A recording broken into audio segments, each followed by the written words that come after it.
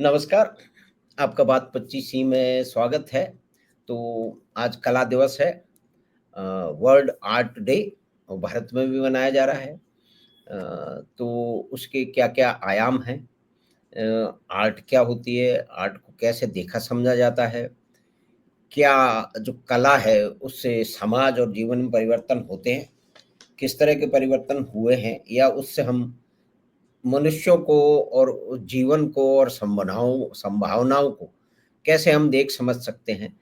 तो उस पे चर्चा करने के लिए हमारे साथ है जाने-माने पेंटर, पत्रकार, चिंतक अ, श्री अशोक आत्रेय साहब। भाई साहब नमस्कार, प्रणाम, स्वागत है आपका बात 25 में। जी नमस्कार, शुभकामनाएं कला दिवस की आपको। जी नमस्कार। आपको भी शुभकामनाएं भाई साहब। तो कला दिवस के बारे में कोई भी एक एक साधारण व्यक्ति जो कि कला क्षेत्र से मान लीजिए नहीं आता है, वो उसको क्या समझा सकते हैं हम? वो आपसे प्रश्न पूछेगा ये भाई साहब कला दिवस क्या होता है? आप समझाओ ज़रा। तो आपका स्वागत है भाई साहब बात 25। जी, बहुत ही अच्छा सवाल पूछा है आपने। मेरे ख्याल में यदि शुरुआत यहीं से करें कि यदि हमारे घर में यदि कोई किसी तरह का कोई चित्र बना हुआ हो, पड़ा हुआ हो, पुराना या नया, कोई भी चित्र पड़ा हुआ हो, उस चित्र को यदि उसको उल्टा टांग दिया जाए दीवार पर और यदि किसी व्यक्ति से पूछा जाए कि भाई तुम्हें ये चित्र कैसा लग रहा है, तो वो इमीडिएटली उसको असुविधा होगी और वो ये करेगा कि जो उल्टे टंगे हुए चित्र को वो सीधा करने की कोशिश करेगा या वो कहेगा आपसे कि आपने पहले से सीधा तो कर दीजिए। ये एक घटना छोटी सी मैं आपको एक उदाहरण देता हूँ कि चित्र को सीधा करना या जो भी आपके अनुभव हैं, अनुभूतियां हैं, जीवन के जो एक्सपीरियंसेस हैं, जो इंटरेक्शंस हैं, जो भावबोध है, जो आपका संस्कार है, उनको इनवर्ट से सीधा करना यानी उल्टे से सीधा करना, ये कला है जिंदगी। यानी जो ऊट-पटांग या गड्ड-मड्ड या जो कुछ भी इधर-उधर की चीजें आप ग्रहण कर रहे हैं, सीख रहे हैं या विकसित कर रहे हैं, उसमें से वो चीज निकाल लें, निष्कर्ष निकाल लें जो कि अच्छे लगते हैं आपको, जो आपके लिए अच्छे अनुभव हैं, जो आपके लिए सौंदर्य बोध पैदा करते हैं, जो आपको सुंदर लगते हैं। वो कला की चेतना का एक प्रारंभिक उसका स्वरूप उससे निर्मित होता है। तो ये एक बहुत सीधी-सी बात है। एक मैं आपको इसके लिए उदाहरण देता हूँ कि एक विशेष राजस्थान में प्रिंस रहे एक स्टेट के, मैं विस्तार में बाद में जाऊंगा। वो मूर्तिकला में वो बहुत ज्यादा मूर्तिकला के विरोधी थे। एक सज्जन मूर्ति दयानंद का पूरा पूरा जो फिलॉसफी है वो मूर्तिकला के विरोधी है। अब उस संदर्भ में किसी राजा को जब वो कोई कलाकार या कला सिद्ध व्यक्ति जब गया तो उसने पोर्ट्रेट दिखाया, उसके पिता का पोर्ट्रेट उसको दिखाया तो उसने कहा ये ठीक है, पोर्ट्रेट है, ठीक है, मुझे समझ में आया। उसने कहा नहीं नहीं ये बहुत महत्वपूर्ण पोर्ट्रेट है, आपको ये पता पता होना चाहिए कि ये केवल केवल चित्र या फोटोग्राफ नहीं कि जीवित एक व्यक्ति है। यदि आप ये कल्पना करिए कि जीवित है व्यक्ति, तो उसने कहा ये कैसे मैं मान लूं कि कल्पना कर सकता हूँ ये जीवित है। तो उस कलाकार ने, उस क्रिटिक ने जो उसको समझाना चाहता था कि what is art, what is the God, what is the image, what is the concept of art, तो उसने कहा आप ऐसा करिए कि इस चित्र पर आप थूक दीजिए। तो वो पोर्ट्रेट उसके बाप का है, उसके ग्रैंडफादर का पोर्ट्रेट था, रॉयल फैमिली का पोर्ट्रेट था और उसको बहुत गुस्सा आया। जगह कैसी बात करते हो आप, इस पर मैं थूक दूंगी तो मेरे ग्रैंडफादर करते थे। उन्होंने कहा जो चित्र है या वो आदमी थोड़ी है, कि नहीं नहीं ये आप इस तरह की बात मत करिए, मेरे ग्रैंडफादर बहुत मेरे रेस्पेक्टेबल है। और इमीडिएटली उसने उसको चित्र को प्रॉपर तरीके लगाया और रेस्पेक्ट किया। ही फॉर्म्ड ट्रांसफॉर्मेशन उसने उसका महसूस हुआ। उसने कहा कि ये तो दिस इज रियलिटी। इमेजेस जो हैं, जिंदगी के जो इमेजेस हैं, जो संस्कार हैं, जिंदगी की जो अनुभूतियां हैं, जिंदगी के जो प्रेजुडिसेस हैं, वो सारी जितनी भी यात्रा आपने जो की है, जो चाहे बचपन में आप जब पैदा हुए माँ के वॉम में गए, उस समय लगभग 80% 70% स्मृतियां आपके साथ में अटैच हो जाती है। उसके बाद की जो सारी यात्रा है, मनोवैज्ञानिक कहते हैं उसके बाद की सारी यात्रा है सामान्य यात्रा है। यानी जो कुछ है वो रूट्स ओरिजिन जो है वो आपको माँ के संस्कारों के साथ में पहले दूध में मिल जाता है, जो दूध आप पीते हो। ये इंडियन थॉट है। और इसी संस्कार बीज को लेके भारतीय कला के जो संदर्भ में, भारतीय धर्म के संदर्भ में, भारतीय सामाजिक मूल्यों के जो संदर्भ में, वो माँ के दूध से शुरू होते हैं। यानी पेट से आदमी जब वो बाहर निकलता है उस समय सारे संस्कारों को लेकर के आता है। उसके बाद उसकी पोथी पाढ़े रखे जाते हैं, उसको विद्या का संस्कार दिया जाता है। उसके बाद गुरु जाता है, गुरु के पास जाता है, और उसके बाद वो धीरे धीरे सीखता है। तो हमारे यहाँ जो चारों संस्कार है, जो बचपन से, गृहस्थी से और वानप्रस्थ से और संन्याश्रम तक जाते हैं, वो जीवन के सारे संस्कारों को सीखने का एक आधार बनते हैं। कला के लिए भी मैं ये मानता हूँ कि कला में भी वो सारे संस्कार होते हैं जो कला को के ओरिजिन से लेके कला के और एंड तक वो आपके साथ में रहते हैं। यानी the first sketch, the first बिंदी या first colour which you draw, that takes you to the heights, that takes you to a next traveling. That is the beginning and the end of the art. जी भाई साहब, तो कोई सामान्य व्यक्ति जो मेरा आपसे निवेदन किया था वो पूछे कि भाई ये आर्ट कला दिवस क्या है, आर्ट डे क्या है, ये इसको आप जरा सिंपल जो है वो साधारण समझ में समझाओ। मैं आर्ट वार्ट ज़्यादा जानता नहीं हूँ, पेंटिंग देखी है, कुछ फिल्में भी देखी हैं, और मैं अपने घर में एक पेंटिंग भी लगाना चाहता हूँ। तो ये आर्ट क्या होती है, जरा भाई साहब समझाइए। तो आप कैसे समझाएंगे उसे कि क्या सिग्निफिकेंस, क्या है, महत्व क्या है आर्ट डे का? मैं मेरे ख्याल में आपसे मैं सवाल पूछूं तो ज्यादा ठीक नहीं रहेगा क्या? आपको क्या लगती कला क्या होती है? आप जो जवाब देंगे मैं मानता हूँ वही कला है। मैं नहीं मानता कि आप वो जवाब नहीं दे सकते। तो आप सामान्य व्यक्ति की बात करें चाहे विशिष्ट व्यक्ति की बात है, देखिए मीठा तो मीठा ही होता है, खट्टा खट्टा ही होता है, चरखा चरखा ही होता है। तो ये एक ऐसा स्वाद है जीवन की, कैसी अनुभूति, हर आदमी समझता है इसको। अब कहने के तरीके सबके अलग अलग है। मैं जिसको ए कहता हूँ उसको दूसरा आदमी बी कहता है, उसको आदमी तीसरा आदमी सी कहता है, और चौथा आदमी उसको डी कहता है, और पूरा अल्फाबेट्स इसके साथ जुड़ जाता है। तो कला रंग का संयोजन, रेखाओं का संयोजन, आकारों का, विचारों का संयोजन। और अब ये कॉमन मैन की बात आ गई। आप कह रहे कॉमन आदमी को आप कैसे समझाओगे? तो कॉमन आदमी को समझाने का सीधा तरीका ये है कि उससे कहते हैं भाई तू शीर्षासन कर ले, उल्टा होके देख ले और सीधा होके देख ले, तेरे को क्या चीज सुविधाजनक लगती है, तुझे क्या ठीक ठीक लगता है। तो जो जो चीज रियलिटी है वो थोड़ी देर तक तो शीर्षासन कर सकता है, किंतु ज्यादा देर तक, लंबी देर तक शीर्षासन नहीं कर सकता। तो आज जो आधुनिक कला जिस रूप में हम देख रहे हैं, वेस्टर्न आर्ट देख रहे हैं, वो एक उल्टा शीर्षासन है। शीर्षासन किया आपने, आप ज्यादा देर तक नहीं देख सकते। किंतु पुरानी जो परंपरागत कला है, जो आकार मूलक कला है, जो कि आपको प्रकृति देती है, जैसे पहाड़ है, जैसे पेड़ है, जैसे पानी है, जैसे हवा है, जैसे पशु पशु पशु हैं, आपका समाज है, आपके बच्चे हैं, आपके मित्र हैं, आपकी गाड़ी है, आपकी साइकिल है, आपका घोड़ा है, आपका बैल है। ये तमाम जो आकृति मूलक जो आपके आसपास का जो संसार है, वो कला का एक प्राथमिक वो एक पाठ आपको देता है। That is the beginning of the art. अब उसको आप इमिटेशन, अब कहते हैं आर्ट इज एन इमिटेशन। तो उसको नकल जब आप करते हो तो उसको आप उस कला से जुड़ जाते हो। तो इमिटेशन, एक तो थ्योरी की इमिटेशन क्या है, उसकी नकल करते हैं, दूसरी है कि आप ओरिजिनलिटी से आप बनाते जी। तो इसमें ये भी चीज है कि भाई 15 तारीख है, तो ये 2012 से शुरू हुआ, इसकी शुरुआत मैक्सिको से हुई। और इस दिवस को क्यों चुना गया? क्योंकि ये लियोनार्डो दा विंची की बर्थ एनिवर्सरी माना जाता है। बर्थडे पर आधारित, बर्थडे माना लियोनार्डो दा जाता विंची है, की बर्थडे है माना जाता है, तो जी। उससे इसकी शुरुआत है।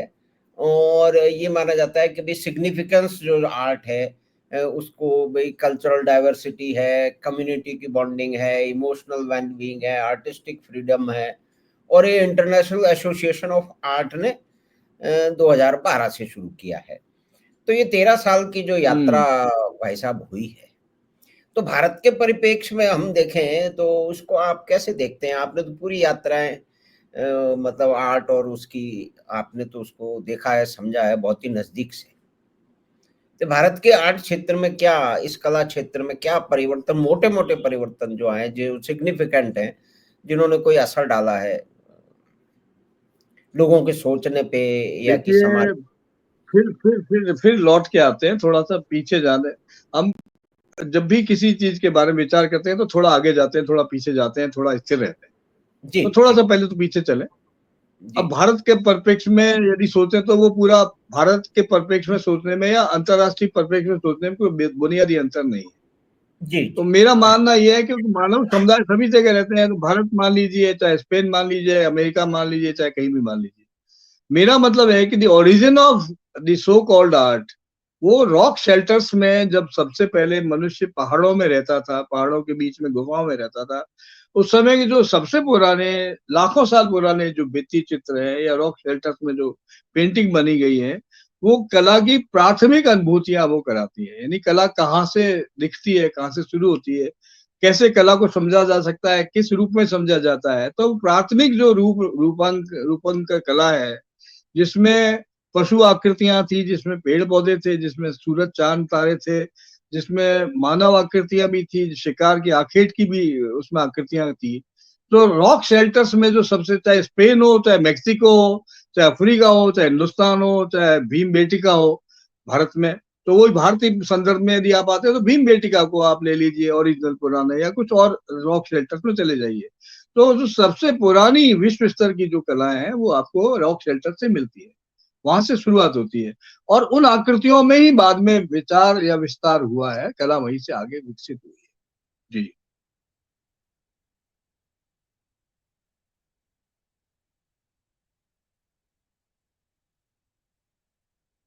आवाज नहीं आ रही है आपकी? हेलो, आवाज नहीं आ रही है? हाँ भाई साहब। तो मैं ये कह रहा अब था आ कि रही है ये आवाज। बहुत ही महत्वपूर्ण आपने रेखांकित किया है इस प्रारंभिक जो कला का प्रारंभ हुआ, जो कि रॉक शेल्टर में लोग रहते थे आंधी तूफान और जानवरों से बचने के लिए, और वहां पे खाली समय में शायद सभी लोग नहीं, लेकिन कुछ लोग हाँ जो हाँ। कुछ आसपास में देख रहे हैं, उसको वो भित्ति जी। चित्र वो पत्थर से या किसी मतलब रंग से। उसको चीजल से या कुछ उससे बनाते थे कि वो क्या बिल्कुल। उनके आसपास क्या देख रहा है, उनको क्या रोचक लग रहा है। ये निश्चय हर आदमी तो ये नहीं कर पाता होगा, लेकिन उनमें से कुछ लोग करते होंगे।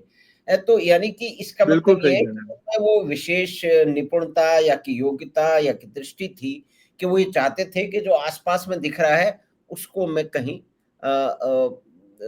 उसको मैं रेप्लिकेट करूं। तो उनके जी सामने तो रॉक शेल्टर में दीवारें ही थी, तो उन्होंने जो भी उनको जी माध्यम मिला, चाहे कई जगह कहते हैं जी। कि कुछ कलर उनको मिल गए, कई जगह पत्थर मिल गए, कई जगह उन्होंने शायद बिल्कुल लोहा जब आ गया तो चीजल का भी जो बिल्कुल छीनी बिल्कुल सही थे कह रहे उससे।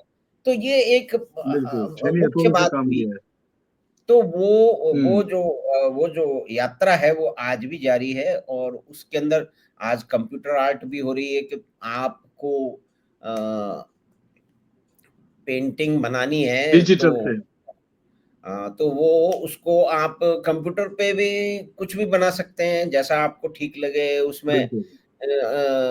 तो ये एक परिवर्तन जैसे कंप्यूटर आर्ट को और आजकल तो जैसे अब आर्टिफिशियल इंटेलिजेंस भी को आप कमांड दे दो जी जी। कि साहब ये बिल्कुल। अशोक आत्रे जी का चित्र है, इसको इस तरह के सूट हम्म। में पहना दो या इनकी एक रेखा चित्र बना दो, तो उसका प्रोग्राम है जी वो बिल्कुल बना बना दे। देते हैं। तो हाँ इन हाँ, सब चीज़ों बिल्कुल सही को कह रहे हैं। आप कैसे देख रहे हैं भाई साहब? देखिए, कौतुक एक शब्द है। हाँ, हाँ, एक तो शब्द है इंस्पिरेशन, और हाँ, एक जी, शब्द है जी, कौतुक। हाँ, तो कला में यदि कौतुक का एलिमेंट है, हुँ, कौतुक से यदि कोई चीज जुड़ती है, या जी, एक ये भी हमारे यहाँ कहा जाता है कि वासना जो है वो कला को जन्म देती है, या हुँ, संदेह कला को जन्म देता है, या सवाल सवाल कला को जन्म देते हैं। तो हुँ, ये हुँ, सारी चीजें कला को निर्मित करने के एलिमेंट्स हैं।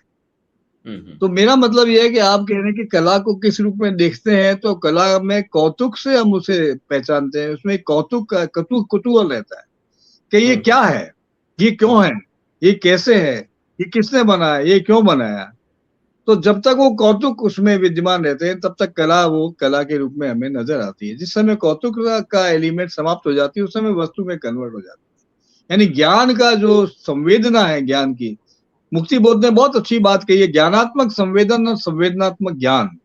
उन्होंने पोइट्री को जो डिफाइन किया, तो उन्होंने बहुत बढ़िया बात की, जो कि वेस्टर्न जो आपका विचारधारा है या जो सौंदर्य बोध की या पोइट्री की जो शब्दावली है या डेफिनेशन उससे अलग है। मुक्ति बोध कहता है कि कविता ज्ञानात्मक संवेदन से पैदा होती है और संवेदनात्मक कला से, संवेदनात्मक ज्ञान से पैदा या ज्ञानात्मक संवेदन से पैदा होती है। तो ये जो दोनों चीजें हैं कि आप किसी चीज को कैसे देखते हैं, कैसे पकड़ते हैं, कैसे महसूस करते हैं, वो संवेदना है। और वही संवेदना जब ज्ञान से जुड़ जाती है, अब तक जो आपने अचीव किया है, अब तक जो आपने देखा है, अब तक जो आपने जिया है, अब तक जिस तरह का इंटरेक्शन किया है, अब तक जिस तरह का आपने अभिव्यक्त किया है, वो आपका ज्ञान है। तो ज्ञान और संवेदना का जुड़ना या संवेदना का ज्ञान में कन्वर्ट होना या ज्ञान का संवेदना में बदलना ही कला है। तो इस एक भाई रूप साहब में जो भी आप देखते हैं, जी इसमें एक प्रश्न मुझे सामने दिख रहा है कि संवेदना, तो अब हम भित्ति चित्रों जी में जाएं तो वो लोग जिन्होंने ये भित्ति चित्र बनाए, स्केच बनाए या कि उकेरे उन्होंने पत्थरों पे, या कि बाद बिल्कुल में जाकर के चाहे खुजराहो के मंदिर हो या मतलब मूर्ति कला की बात करें या दूसरे और धार्मिक जी स्थान हो, उनमें भी वो भी तो एक मूर्ति कला, वो भी एक कला है।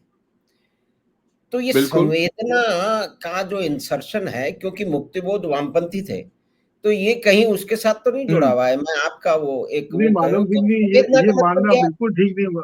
मुझे है? मुझे क्षमा करें, मैं मुक्ति बोध को आप क्षमा करें, मुक्ति हाँ, बोध को मैं वामपंथी नहीं मानता। लोगों ने जबरदस्ती उनको वामपंथी बना दिया है। मुक्ति बोध कतई वामपंथी नहीं थे। यदि कहीं कुछ लिखा भी है उन्होंने वामपंथ के बारे में, इससे ये साबित नहीं होता कि वो वामपंथी थे। आप तो किसी को वामपंथी बना दीजिए, अज्ञे जी को आप वामपंथी बना दीजिए, बनाने वाला चाहिए नहीं, नहीं, ना। उनको नहीं बनाया आप जाता। दे दीजिए, नहीं, जैसे आप कह नहीं, खैर दीजिए, यदि आप वो देखिए अभी नामवर विषय, जी, वो अभी अभी विषय आप नहीं है। फार्मूला है वामपंथ, वामपंथ एक फार्मूला है, आप जिस पर फिट करना चाहो कर दो, जिससे लगाना चाहे टैग है। जैसे आप दुकान में जाते हो, टैग होता है ना उसके, दिस इज ए टैग। यदि ये टैग ऑफ कन्वीनियंस, नहीं, टैग ऑफ तो ये कन्वीनियंस नहीं है कन्वीनियंस कि जब तक है। कुछ लोग ऐसे करतब, जैसे आर्ट और कल्चर, जैसे कला की हम बात कर रहे हैं, कि ये भी तो बात है ना कि ये एक अच्छा वास्तविकता मुझे है। आप बताएं, पिकासो को क्या आप किसी वामपंथ नहीं, नहीं, दक्षिणपंथ नहीं, से जोड़ नहीं, सकते हो क्या पिकासो को? नहीं, नहीं, नहीं, क्योंकि उन्होंने उस तरह के शायद जो है ना वो समाज नहीं किया। जैसे इन्होंने तो ये कहा है कि जिसके घर में सोफा सेट है वो पूंजीपति है। ये मुक्ति बोध ने ही कहा है कि जिसके घर में अच्छा सोफा ठीक सेट है है। वो पूंजीपति है। ये मैंने कई बार पढ़ चुका हूँ। तो खैर हम नहीं उसमें वो देखिए, एक अलग विषय है। मुक्ति बोध ने हजारों और भी बातें कही होंगी, ऐसी कोई बात नहीं है। नहीं, नहीं, वो आप जो कुछ चीजें सिलेक्शन जिस तरह का कर लेते। हाँ नहीं, कुछ मुक्ति चीजें बोध स्थापित कर डेफिनेटली, देती, मुक्ति बोध है।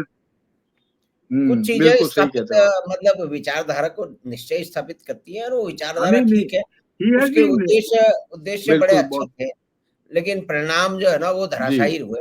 खैर वो एक अलग बात है। तो जैसे मूर्ति कला में जाएं वो उस तो पर बाद में चलता है।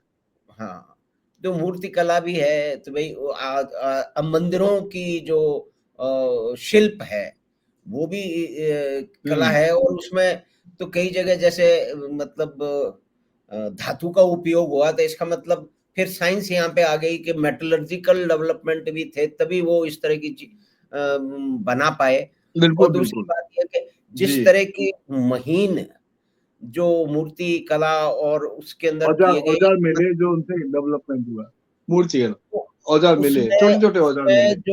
उसमें जो औजार, उसमें जो यंत्र इस्तेमाल, चाहे वो छोटी सी छीनी हो, छीनी भी 50 तरह की होती है, आपको मालूम है। माइक्रोस्कोपिक, हाँ, हाँ, बहुत छोटे तो छोटे, जी वो जी, वो एक मिले। मतलब, हाँ, यहाँ टूल्स का इस्तेमाल जैसे ही आ गया, तो इसका मतलब है कि तकनीकी और विज्ञान भी साथ में आ गया। टूल तो हम किसी को भी मान सकते हैं कि सबसे बड़ी पहली मशीनी लीवर आप है। माधव सिंह जी, आप देखिए खुद, आप मशीन टूल्स के व्यक्ति हो, तो प्रिसीजन जो है सबसे अधिक, हाँ यानी जी, सबसे सूक्ष्म से सूक्ष्मतम जो चीज बनती है मशीन, वो भी कला में यूज में आती है। सुई की जी, जो नोक होती है उससे भी कला निर्मित होती है। तो बिल्कुल। प्रिसीजन की बात है, किस लेवल तक आप खुदाई करते हो, किस लेवल तक आप जाते हो, इस पर बहुत डिपेंड करता हुँ। है। तो जी, एक तो ये टूल्स की जो संप्रेषण बात की है। बात है। एक तो भाई साहब इसमें संप्रेषण की बात है कि मैं कुछ भी सोच रहा हूँ। अच्छा, मेरा सोच जो है हम्म वो सीधे किसी दृश्य से प्रभावित होता होता है कि ये इतना अच्छा दृश्य है, मैं इसकी पेंटिंग बनाऊँगा, इसको भाई साहब को भी दिखाऊंगा और फिर 150 दोस्तों को दिखाऊंगा, ये मेरी एक मतलब इच्छा है। तो मैंने वो पेंटिंग बनाई। अगर मुझे पेंटिंग नहीं आती है तो मैं वो सीखना आरंभ करता हूँ। ऐसे अनुभव कई मित्रों के साथ हैं। दूसरा है कि जी। फोटोग्राफी भी तो आर्ट है, उसमें फोटोग्राफी में भी लंबी चौड़ी बातें हैं, मतलब उसमें बहुत सारे आयाम हैं आर्ट के। तो यहाँ एक जो जो मुख्य फोटोग्राफी के बात साथ में एक छोटी जी, सी बात मैं जोड़ देता हूँ। आपने बहुत महत्वपूर्ण बात कही है। जी, जब आप फोटोग्राफी की बात करते हो तो जब यथार्थवादी कला लगभग एक क्लाइमैक्स पर आ गई थी और उसके बाद ऐसा लगने लगा था कि भाई अल्टीमेटली सर्वश्रेष्ठ नकल जो यथार्थवादी कलाकारों ने करना शुरू कर दिया था, और वो लगभग हुबहू पेंटिंग बना देते थे। पोर्ट्रेट्स की जब बात आई थी या जी, नेचर को बनाने की बात आई थी, तो बहुत ज्यादा यानी यथार्थ की सूक्ष्मतम अभिव्यक्ति पेंटिंग्स में होने लगी थी। उस समय फोटोग्राफी का इमरजेंस हुआ और फोटोग्राफी ने बाद में प्रूव कर दिया कि जब फोटोग्राफी सारे काम करने लगती है तो क्यों टाइम खराब करते हो। तो हुँ, लेट फोटोग्राफी ने रिप्लेस कर दिया सारी यथार्थवादी कला का, अंत हो गया उस समय। हुँ, जबकि रियलिटी में वो अंत नहीं हुआ, किंतु एक सिग्निफिकेंटली उसकी पॉसिबिलिटी बन गई कि भाई कला अब यथार्थवाद की तरफ नहीं जाए, उससे एब्स्ट्रैक्शन की एक नई शुरुआत, नरेशन बदल गया। ये छोटी सी मैं हुँ। बात जोड़ना चाहता हूँ। जी। नहीं, नहीं, बिल्कुल एक आपने शब्द यूज़ किया एब्स्ट्रैक्ट, एब्स्ट्रैक्शन। तो इसको जी। समझाएँ, मतलब ये जी। भी बहुत सारे जो लोग इससे जुड़े हुए नहीं हैं, लेकिन उनको ये शब्द सामने आते हैं एब्स्ट्रैक्ट, ये क्या है यार? क्या होता है एब्स्ट्रैक्ट? ये छोटी सी बात, ये मैं पिकासो से ही शुरू करूंगा क्योंकि पिकासो एब्स्ट्रैक्शन के मास्टर रहे हैं। जी, जी। सरियलिज्म, क्यूबिज्म और बहुत सारी विधाओं से पिकासो ने एक बहुत बड़े आंदोलन को छोड़ा है। हुँ, पिकासो ने एक छोटी सी बात कला के बारे में कही है, जिसको जी। आप एब्स्ट्रैक्शन के इसको समझने में ही आपको मदद मिलेगी। हुँ, पिकासो ने कहा है, what is art is nature not, what hmm, is hmm, art is nature not. Hmm, ये एक ऐसा शब्द, एक ऐसा समीकरण उन्होंने दे दिया कि जो नेचर में जो है वो कला ने, जो नेचर में जो चीज है वो कला नहीं है, जो नेचर है वो कला नहीं है। किंतु नेचर को देखने से, नेचर से जो चीज आप एक्सट्रैक्ट करते हो, जो एक्सट्रैक्ट करते हो, एब्स्ट्रैक्ट यानी निकालना। एब्स्ट्रैक्शन इज नॉट अमूर्तीकरण, एब्स्ट्रैक्शन का मतलब निकालना होता है, to bring out something which is what is not. जो हुँ, नहीं हुँ, है, जो आपको उसमें नेचर में नहीं है, उसको आप निकाल के लाते हो, तो वो कला है। What is art is nature not. तो एब्स्ट्रैक्शन का मतलब अमूर्तता तो है, किंतु एब्स्ट्रैक्शन का मतलब किसी चीज को निकाल, आउट ऑफ द बॉक्स, यानी जो चीज आपको नजर आ रही, आउट ऑफ द बॉक्स लाना। जो बॉक्स में है, जो इमेज में नहीं है, उसमें से इमेज पैदा करना। तो तो इसमें एब्स्ट्रैक्शन का मतलब ये, अभी आप छोटी सी बात, एक संदर्भ में दे रहा हूं। पिकासो ने जी, जो सबसे पहली पेंटिंग बनाई थी जो बहुत प्रसिद्ध हुई थी, वो एक पुरुष का एक महिला का चित्र था, जिसमें नाक की जगह कान लगा हुआ था, कान की जगह आंख लगा हुआ था, आंख की जगह उसकी ठोड़ी रखी हुई थी। और वो एक तरह से पहला एक ऐसा चित्र था जिसमें एब्स्ट्रैक्शन को दूसरी तरीके से उनका नैरेटिव बदल गया, और जो पोर्ट्रेट की जो परंपरा थी उसको उन्होंने बदल दिया।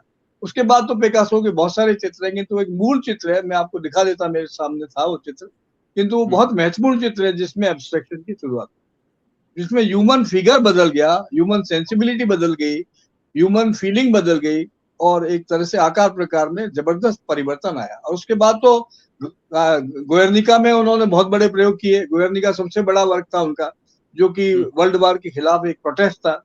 स्पेन में उन्होंने गोयर्निका बनाया। और जब लोगों ने पूछा कि यू मेड इट, तो उसने उससे किंग से कहा कि नहीं, I have not made it, you made it. यानी गोयर्निका मैंने इसलिए बनाई क्योंकि ये जो सारा संत्रास पैदा हो गया, युद्ध की जो विभीषिका पैदा हो गई, वो आप लोगों की वजह से विभीषिका पैदा हुई, ये मैंने नहीं बनाया है, ये तुमने बनाया चित्र। तो जो फ्रांस का जो भी जो राजा था, उसको उसने जवाब दे दिया कि नहीं, I didn't make it, you made it.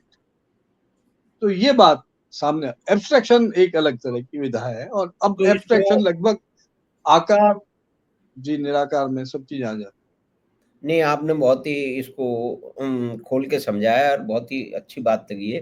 तो इसका मतलब कोई राजा रवि है। जी। वर्मा के जो पोर्ट्रेट की पेंटिंग है और यहाँ पे जी। पिकासो का, दोनों में हम अगर तुलनात्मक करें तो शायद ये आप उसी को सामने रख रहे हैं कि भई एक तो जैसे ही कि जैसा जो नेचर में है उसका रिप्रोडक्शन है और वो रिप्रोडक्शन जो हाँ, है ना एग्जैक्टली। उसकी उसकी फाइननेस बदल सकती है, वो बहुत रफ भी रिप्रोडक्शन हो सकता है। It can be very accurately depiction के आदमी बहुत की बढ़िया, नाक, नस बहुत वस, बढ़िया।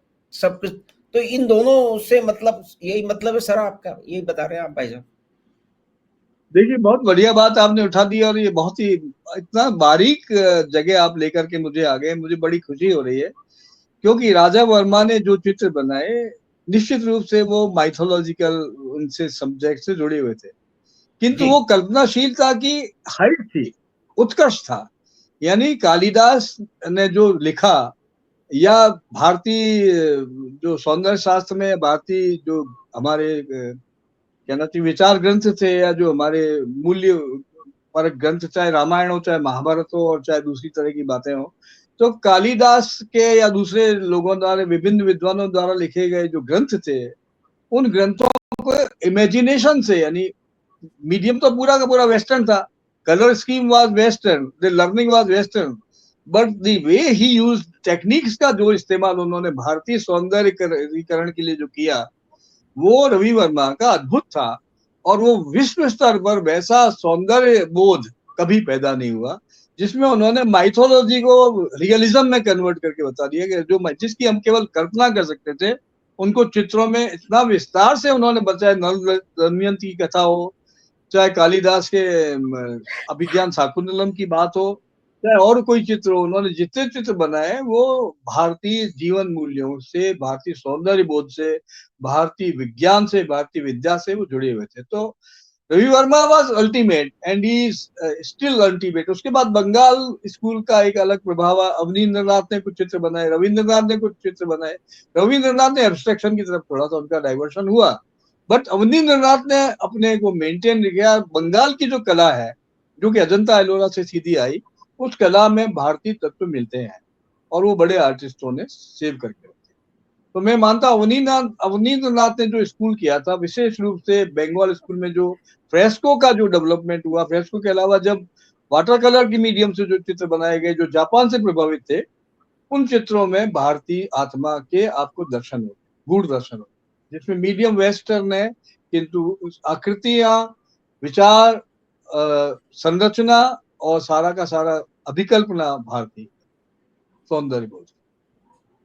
तो भाई साहब, जैसे राजा रवि वर्मा ने जो देवताओं के जो चित्र जो कल्पनाशीलता से बनाए, तो अगर माने कि भी जी, एक एक एक कला जो है वो एक परिवर्तन ला सकती है, यानी कि वो जो प्रारूप है वो स्थापित हो गए उनके जी, लोगों के भक्तों के मन में कि ये राम ऐसे थे, सीता ऐसी थी, या कि दूसरे ऐसे क्या थे। बात, बिल्कुल बिल्कुल, तो ये बिल्कुल सही कह रहे तो एक एक परिवर्तन एक है कि एक अमूर्त जो चीज थी उसको मूर्त रूप दे दिया उन्होंने।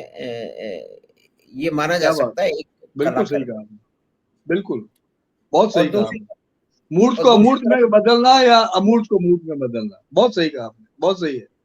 ये ट्रांसीडेंस होता है कला में। अब देखिए कि जिस सीता को हमने टीवी में देखा, वो सीता रवि वर्मा की सीता नहीं थी। हम्म, जिसको हमने रामायण के टीवी सीरियल में देखा, जो चिकलिया या गुजरात की जो महिला है, हाँ हाँ, वो सीता के रोल में जो आती हैं, वो उन्होंने इलेक्शन भी लड़ा, उनका कई तरह की ट्रांसफॉर्मेशन हुआ। इसी प्रकार से जो रामायण के राम है, जिसकी जी। कल्पना टीवी निर्माताओं ने दूसरी तरह से की होगी, और वो राम नहीं थे जो राम, जिस राम की कल्पना हमारे शास्त्रों में जो राम थे। तो दोनों इसी दोनों प्रकार आर्ट से को बुद्ध को बदल दिया, राम को बदल दिया।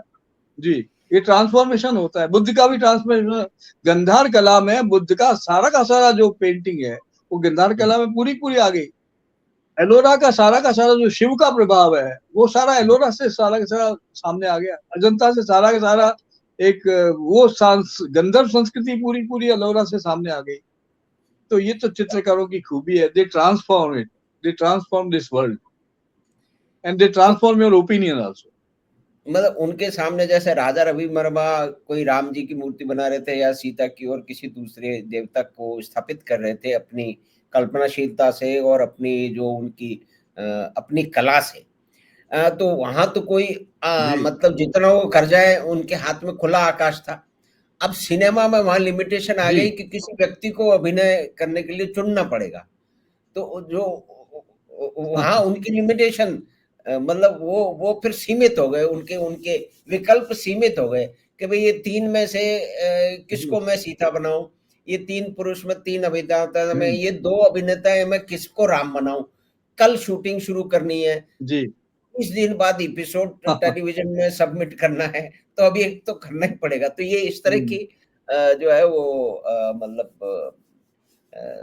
अब देखिए माधव दुनिया। सिंह की दो बातें बड़ी छोटी सी हैं। एक तो राही मासूम रजा ने रामायण लिखा, जो अपने आप में अद्भुत बात है, जिनको लोगों ने कभी विश्वास नहीं किया था कि such a script he can create and write, that is a wonderful thing, Rahi Masoom Raza. इसी जी जी। प्रकार से राज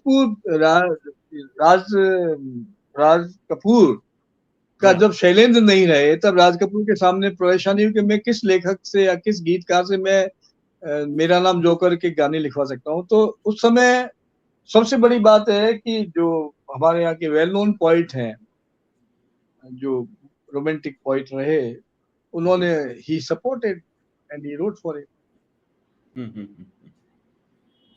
सो दैट इज देयर। कौन कब किस रूप में आपके सामने आ जाता है, कौन सी पोइट्री, कौन सा आर्ट, कौन सा कलाकार, कौन सा लेखक, कौन सी कैमरा, कौन सा कैमरामैन, कौन सा शिल्पी, कौन सा पब्लिसिस्ट, कौन सा फाइनेंसर। मुगले आजम बना शपूर जी पालम जी ने, सारा का सारा फाइनेंस किया। दोबारा मुगले आजम की आप कल्पना नहीं कर सकते कि दोबारा कोई मुगले आजम बना सकता है, क्योंकि वो खुला जो जो उसके डायरेक्टर थे मुगले आजम के, वो बहुत ही एक अलग तरह के डायरेक्टर थे।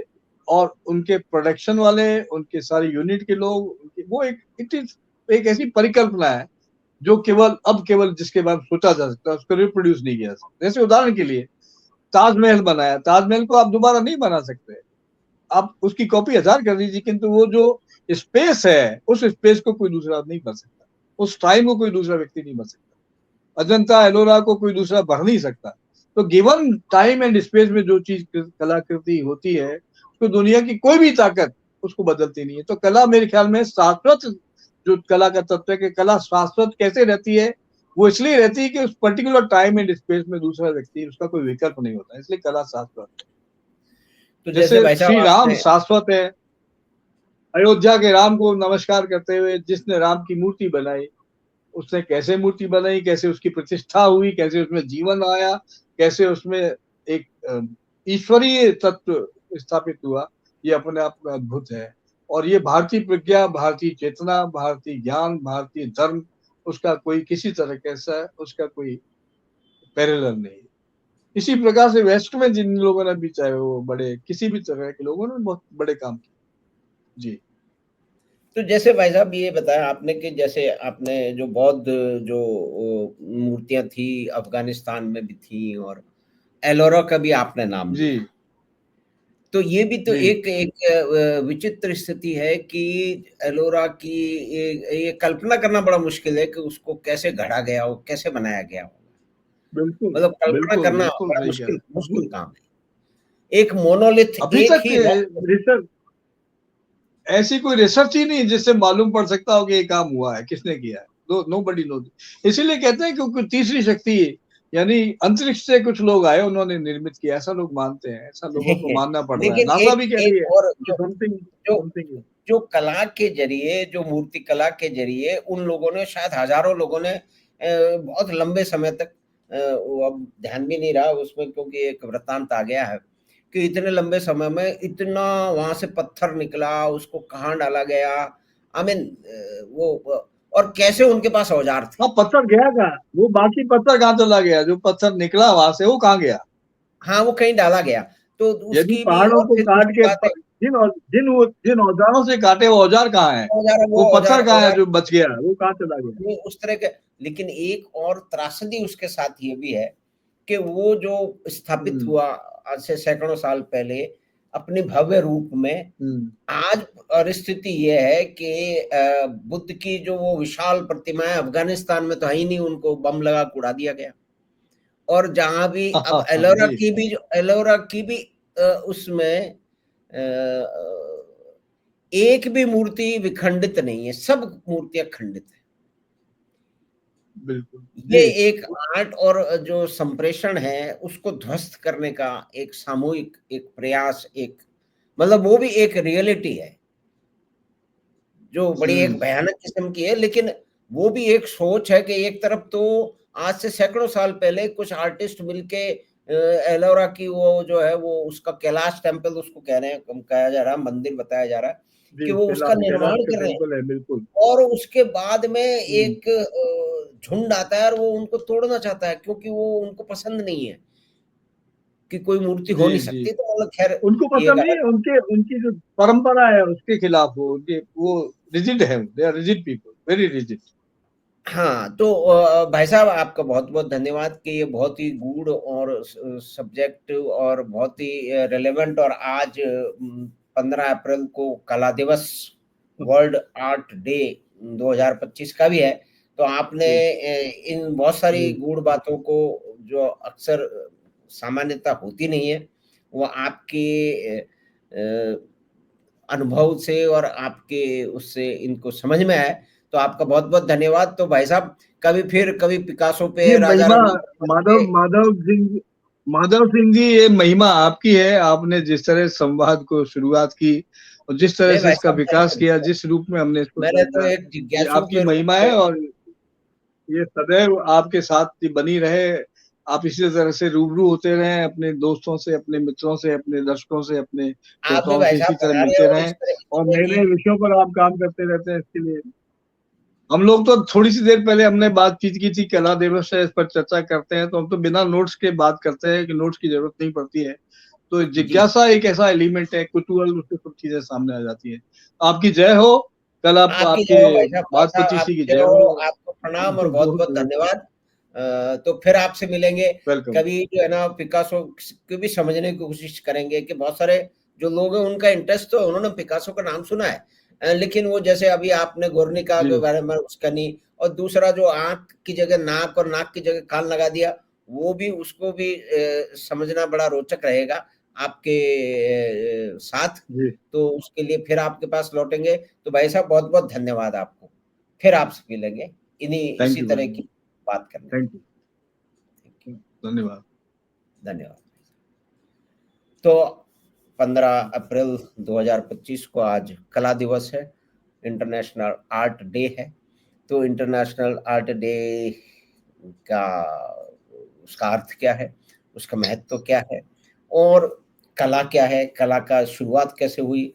और कुछ कला के जो विभिन्न आयाम हैं और उसमें जो कुछ महत्वपूर्ण है, उसमें हमने चर्चा की जाने-माने कलाकार, पेंटर और उम, पत्रकार श्री अशोक आत्रेय से। तो हमें आशा है कि ये बातचीत आपको पसंद आई होगी, तो आप चैनल बात 25 को सब्सक्राइब करें और लिंक अपने मित्रों और परिवार के साथ साझा करें। हम आपसे फिर मिलेंगे बात 25 की अगली बात में। धन्यवाद, नमस्कार।